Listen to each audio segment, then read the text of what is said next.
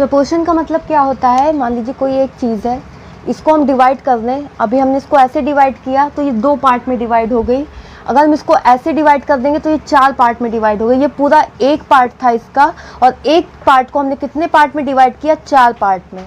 तो इसको हम, इसका एक पार्ट जब हम कंसीडर करेंगे तो उसका एक पार्ट, ये जो इतना पार्ट है वो पार्ट हमारा हो जाएगा 1/4 पार्ट। कोई एक चीज़ हमने ली, मान लीजिए एक एप्पल हमने लिया, एक एप्पल को बीच से हमने डिवाइड कर दिया। पहले एक एप्पल था, हमने उसे बीच से डिवाइड किया, यानी इसके कितने पार्ट हो गए, 2 पार्ट हो गए। तो जो इसका एक पार्ट होगा, अब कटने के बाद जो इसका एक पार्ट है, तो कौन सा पार्ट होगा हमारा, 1/2, 2th पार्ट। अब हम प्रोपोर्शन के कुछ क्वेश्चंस लेते हैं। अब ले लिया 3/7, सॉरी 3:7, 4:8, 3:9, ये हमने ले लिया। अब हमें ये बताना है कि इसमें से कौन सा प्रोपोर्शन हमारा बड़ा है। तो क्या करेंगे, पहले तो हम इसको ऐसे लिख सकते हैं, 3/7, 4/8 और 3/9, इसको ऐसे लिख लिया। अब हम कैसे बताएंगे कि इसमें कौन सा प्रोपोर्शन बड़ा है, तो क्या करेंगे, इसके आगे, सबके आगे 0 लगा देंगे। अब क्या करेंगे, इसको कैंसिल कर देंगे, तो ये कितना गया, 4 पॉइंट समथिंग गया, तो 4 के अराउंड गया। और इसको जब कैंसिल करेंगे तो ये 5 के अराउंड जाएगा, और जब इसको कैंसिल करेंगे तो ये 3 टाइम्स जाएगा। तो हमें क्या पता चल गया कि जो बीच वाला प्रोपोर्शन था, 4:8 प्रोपोर्शन जो है वो सबसे बड़ा है, और जो सबसे छोटा है वो कौन सा है, 3:9 जो है वो सबसे छोटा है।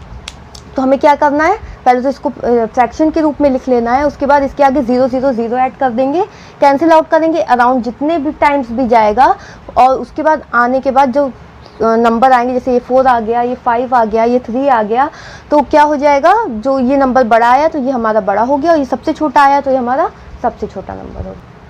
एक क्वेश्चन और लेते हैं, 2/3, 5/9, 6/7। इसमें हमें बताना है सबसे छोटी कौन सी भिन्न है, यानी सबसे छोटा प्रोपोर्शन कौन सा है। तो क्या करेंगे, सेम प्रोसेस करेंगे, 2/3 उतार लिया, 5/9 उतार लिया, 6/7 उतार लिया, और सबके आगे 0 लगा दिया। 0 लगाने के बाद इसको कैंसिल करेंगे, कितने आएगा, 3 को इससे करेंगे 20 से तो आ जाएगा 6, 9 को इससे करेंगे तो अराउंड 5 टाइम्स जाएगा, 9 5 जा 45, 50 के अराउंड है। और जब इसको करेंगे तो 8 टाइम्स जाएगा, 7 8 जा 56, यानी 60 के आसपास का नंबर है। तो इसमें सबसे बड़ा प्रोपोर्शन कौन सा है हमारा, 6/7, और सबसे छोटा है ये हमारा कौन सा है, 5/9। अब जो और किस तरह के क्वेश्चंस आते हैं एग्जाम्स में, टाइप 2 हमारा है, जैसे A:B दिया होगा हमें, मान लीजिए 2:3 दिया है, और B:C दिया होगा, 4:5 दिया है। तो अब इसको कैसे करेंगे, पहले तो हम यहाँ लिख लेंगे A:B:C, ठीक है। अब यहाँ पे 2:3 है, यानी A की जगह 2, B की जगह 3 हमने लिख लिया, और यहाँ पे B की वैल्यू कितनी, 4, और C की 5 यहाँ लिख लिया, C के नीचे 5, ठीक है। अब क्या करेंगे, यहाँ पे जो खाली स्पेस है वहाँ पे क्या करेंगे, 3 है, यहाँ पे इसके बगल में 3 लिख देंगे, यहाँ पे 4 है, इसके बगल में 4 लिख देंगे। कुछ नहीं करना है, जो इसके बगल में नंबर्स लिखे हुए हैं हमें उन्हें ही लिख देना है। जैसे ये 3 है, यहाँ पे 3 लिख देंगे, यहाँ पे 4 लिखा हुआ है, इसी को कॉपी करके हम यहाँ पे 4 लिख देंगे। अब क्या, इनको मल्टीप्लाई कर देंगे, मल्टीप्लाई करेंगे, 5 3 जा 15 आ जाएगा प्रोपोर्शन, 4 3 जा हमारा 12 आ जाएगा, 4 2 जा 8 आ जाएगा। तो ये क्या आ जाएगा हमारा, 8:12:15, ये आ जाएगा। एक और क्वेश्चन लेते हैं,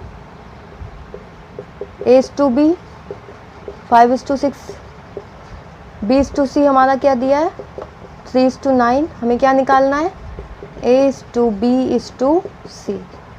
अब इसकी वैल्यू हम यहाँ से निकाल लेंगे, A/B 5/6, B/C 3/9 दिया है।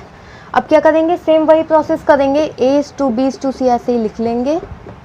उसके बाद A की वैल्यू हमारी यहाँ क्या दी है, 5, B की 6, यहाँ B की 3 दी है तो हम इसे नीचे लिख लेंगे, और यहाँ C की वैल्यू क्या है, 9, तो इसको 9 को बगल में लिख देंगे। अब हमें क्या करना है, इसको मल्टीप्लाई।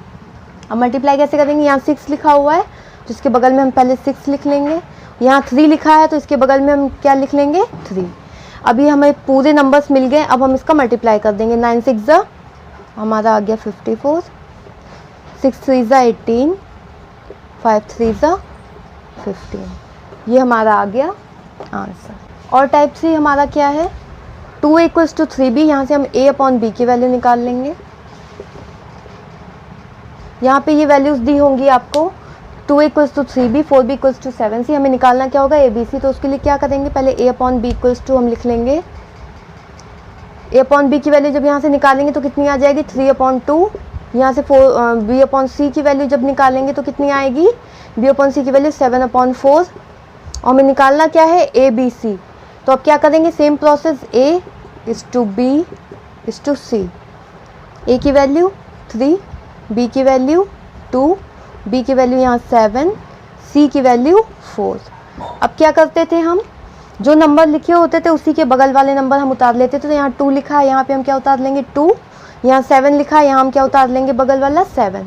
इसके बाद मल्टीप्लाई कर देंगे, 4 2 ज़ा 8, 7 2 ज़ा 14, 7 6 ज़ा 21, ये हमारा आंसर आ जाएगा।